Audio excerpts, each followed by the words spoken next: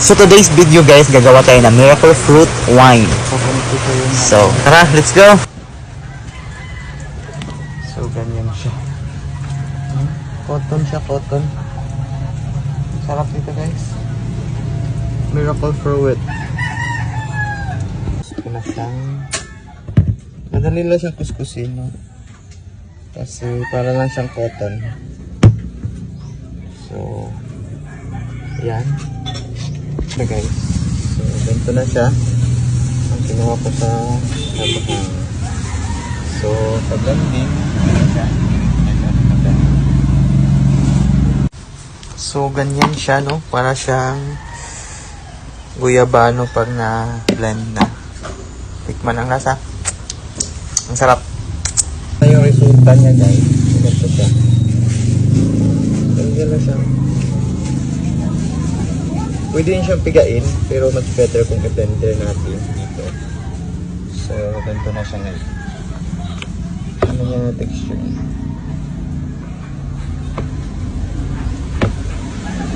So maglagay lang tayo yung katantanan ating blending machine, ano, blending machine, ganyan. Lagay nyo lang. So shakpan siya. Tapos lagay nyo dito yung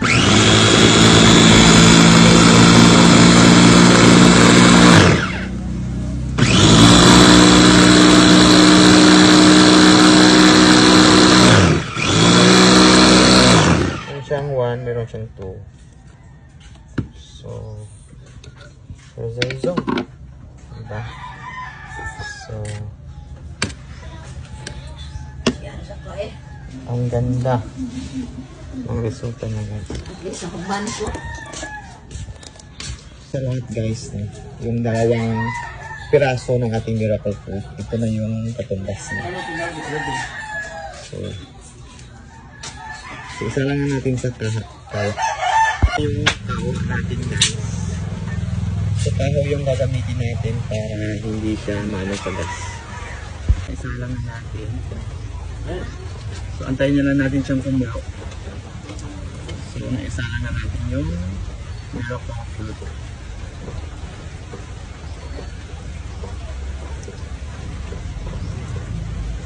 Date guys, no? Magiging ganyan siya, parang purple. Pag kumukulo na, pasantayin nyo lang hanggang maluto siya.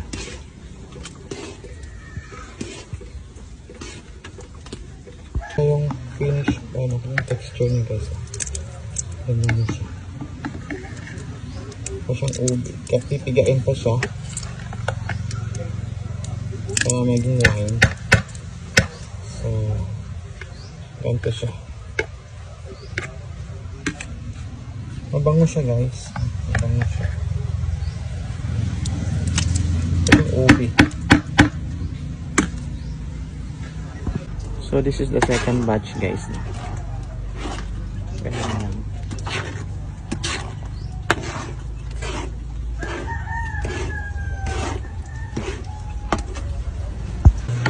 So this is it, pansit. So sasalain na dito papunta sa lagay natin sa lagayan para maging isang wine na. So palamigin muna natin guys. So ito na pala siya. Ito na. So ganito yung texture niya guys. Ito yung finished product natin guys. So dito namin nilagay sa Pomodoro Live. So yan yung inabot ng 4